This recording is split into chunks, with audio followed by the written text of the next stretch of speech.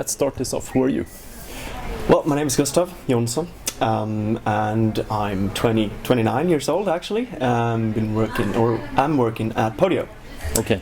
In our user engagement department. So basically what I do is that I talk to people, different people on different channels, but yeah, I talk to people. Yeah, and so what's PODIO? What can you do with PODIO? Well, basically PODIO is like, in marketing terms, it's a collaborative work platform, right? But I actually think that is a pretty good description of it, because it's not just a product management platform, not just a CRM, not just an event management, internet, whatever you want to do with it, but it's a work platform, and we would like to, people can actually, due to the very flexibility of PODIO, we have a structure that we call apps, so you can basically build apps yourself. You don't have to be a developer, don't have to be an IT technician or consultant, but you, the business user, could sort of see your problem. Okay, I'm doing product management, but I'm not doing it the way that all of the other tools are doing it.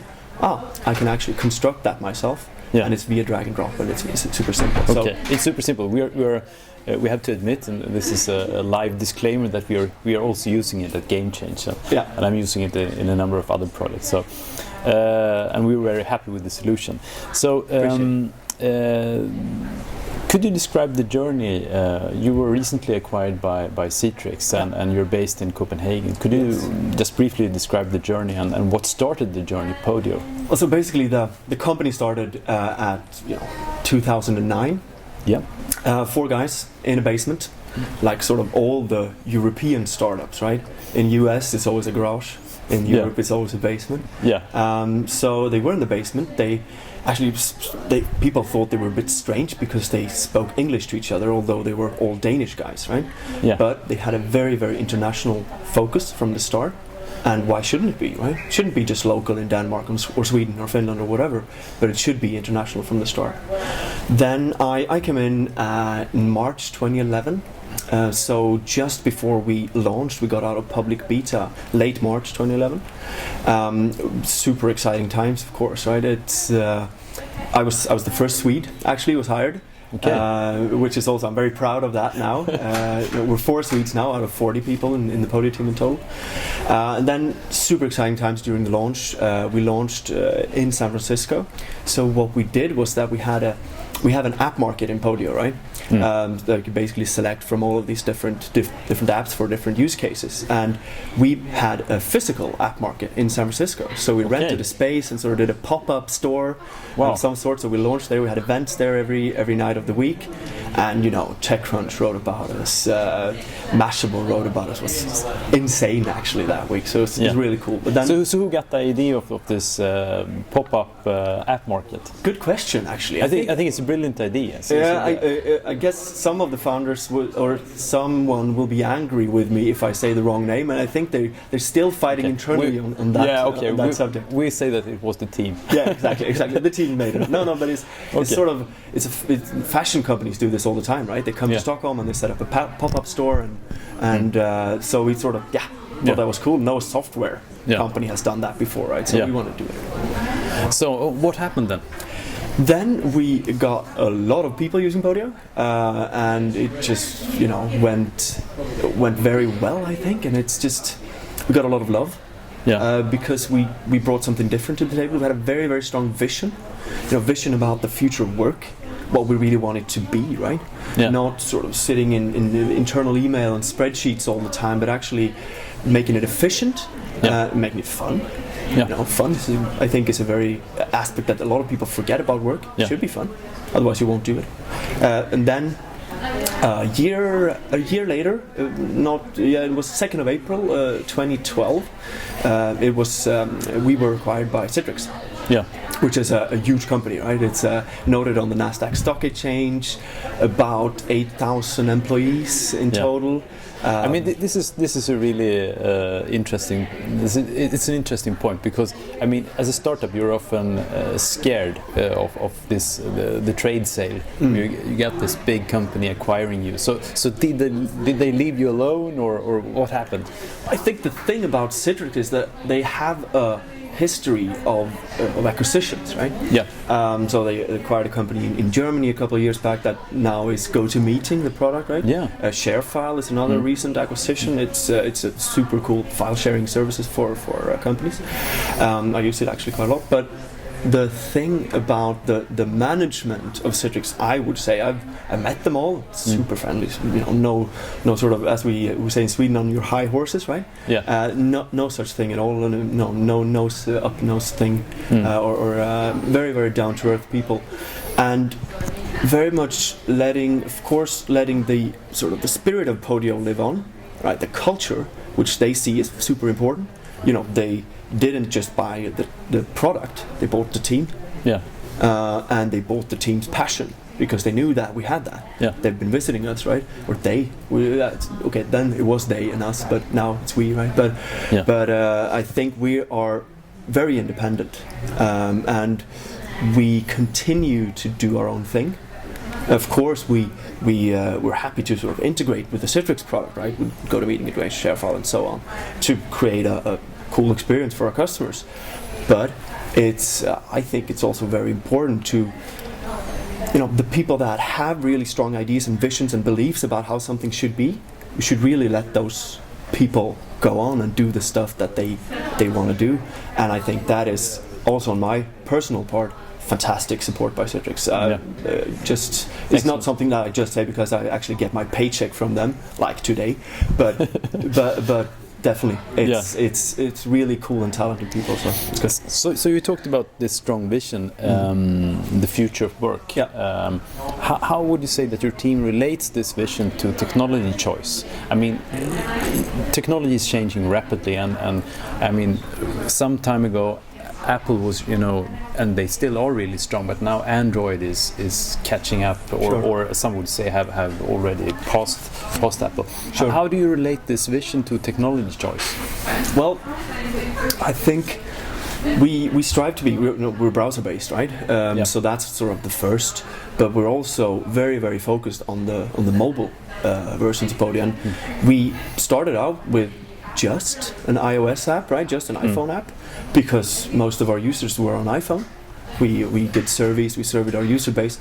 Then we also have an Android app. We've actually had that for quite a long time, and we don't have, for example, Windows 8 yet. BlackBerry, not really.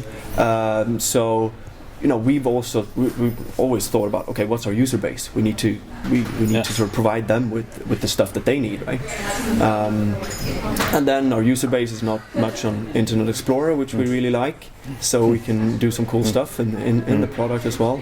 And I think technology choice is interesting. I think that I'm a bit of a wrong person to talk about on some of the big choices in technology. Yeah. I know that there has been a couple of big choices and a couple of pivots in the technology that we're using. In terms of that, we have an open API, for example. We were happy to, other products tagging into Podio, and of course getting information out. You're really, I mean, if for instance, I'm into Evernote, so. There is a good Evernote integration, Google Docs and Dropbox, and I think that's also what we did with that you mentioned, the file sharing services, the online file sharing. We thought that, okay, these are out there. You cannot really ignore them. Why should you? They're good. Yeah. Google Docs is very good. ShareFile, Dropbox, all of these things. Box document, for example, good stuff. So we decided to, hey, let's just integrate them into our product, and that's also something we do with the API. I actually asked Phil, our CTO, when I started at Podio, because I've been working with API-based products before as well, products that had an API. I said, okay, so what's possible with the API, Phil? Well, basically, you can build Podio again. Right? Yeah. And it sort of proves quite a lot, since we really wanted to be open in that sense in order to tag into other products. So when I'm engaging with Podio and using the stuff, what becomes apparent to me is that you are really a social company in use of social technology. Could you elaborate a bit on that? Well, I think social is a very integrated part of Podio, right? And my personal views is that you shouldn't really build social into your product for the sake of it. We're like, oh yeah, we're social. Okay, that's nice. Yeah, good for you. But it should have a business value, right? It should have something to do with your business processes. Of course, we have commenting. You can like stuff on Podio, right? But it also serves a very good purpose. For example, I posted a picture here. We had a seminar here in the morning in Stockholm. Posted a picture from that on our employee network on Podio, and instantly got like 10 likes. People appreciate sort of me being here and thought it was cool that one of our customers showed off Podio and things like that. But to just have social for the sake of it, I don't really think that it should be. But of course, we have social in our DNA, right?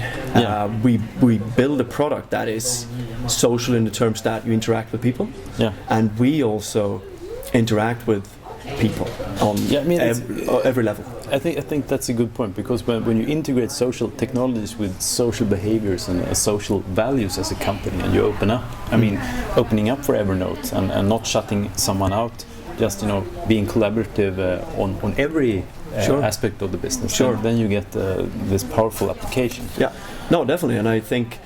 I saw, it was a while ago actually, but Tommy Ahlers, our former CEO, now VP of Social Collaboration at Citrix, he was on the same stage with the CEO of Box.net, or now they're just called Box. Aaron? It's called Aaron something. But we help each other, right? It's we integrate to Box.net, and I guess someone have done an integration on the other part as well. But it's a quite new business area. This, or some people call it Enterprise 2.0, some people call it social business, social collaboration, blah blah blah, right? But it's quite new, and companies have sort of find out the value in it, and that is starting now. And I think there's room for not all of us, but some, right? And we of course intend to be one of those guys, but still, I think it's collaboration in between to sort of serve a greater purpose in the mission to get people to understand what this can bring to your company. I think that is very valuable. You said earlier on that you launched in San Francisco, and you have offices in Copenhagen. Yep. Are there any plans to move the company? Some are moving the company, a Nordic startup, to the Valley, or... We have an office in San Francisco as well. Yeah. So 10 of my colleagues approximately are there. Some people moved over from Denmark, one guy from Norway, and so we have a set office there, right? And we've had since we launched. Actually, the guys lived in that store that we rented for a while. Sort of bought mattresses in IKEA and just moved into the store basically, which is in not the best street in San Francisco, to be honest. So it was they had to sort of move some people out of there, but I think it's important to have a presence, there, and of course now with Citrix we have a presence everywhere. Yeah. Because Citrix is everywhere. Yeah. In all the Fortune 500 companies are on Citrix, somehow, right? So, but I think also to have the head office in Copenhagen is super important. Yeah. Because if we were to move the entire office, would lose some of the culture, right? It would lose some of the some of the stuff that we have together as a team. Yeah, all the good food, the schnapps. Yeah, the good food and the schnapps, definitely the schnapps. Well, there's a war going on, right? Every Christmas party, someone brings like the aquavit, the Norwegian aquavit. I try to bring the Swedish stuff, of course, voted down by all the Danes. That's the way it is, right? And it's an ongoing war at the Christmas party. Yeah. Yes, a tough community. So the three final questions for Gamechanging. So why are you passionate about startups? I think a lot of cool things happen in startups. Like creative people get together and just do shit. They don't really wait around or go through these massive processes to get things done, but just get together, do it, ship it, and it's out there. Just start doing it, right? That's why I like about it. I've actually only worked in startups before. Now I'm a part of a noted company, which is a bit different, right? But it's an experience. We're still run a lot as a startup, which is cool. Cool. So what's the best way to kill a perfectly good startup? I think to sort of to bury people in PowerPoints and in Excel sheets that they need to do, and also I would say not to focus on the business from the start.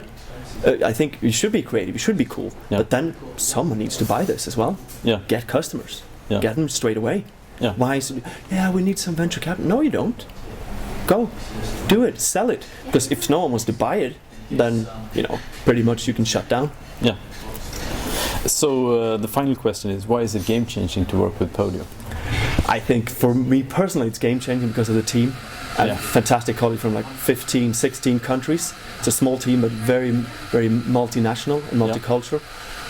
And for our customers, I think it's game changing that they finally have the power over their own systems.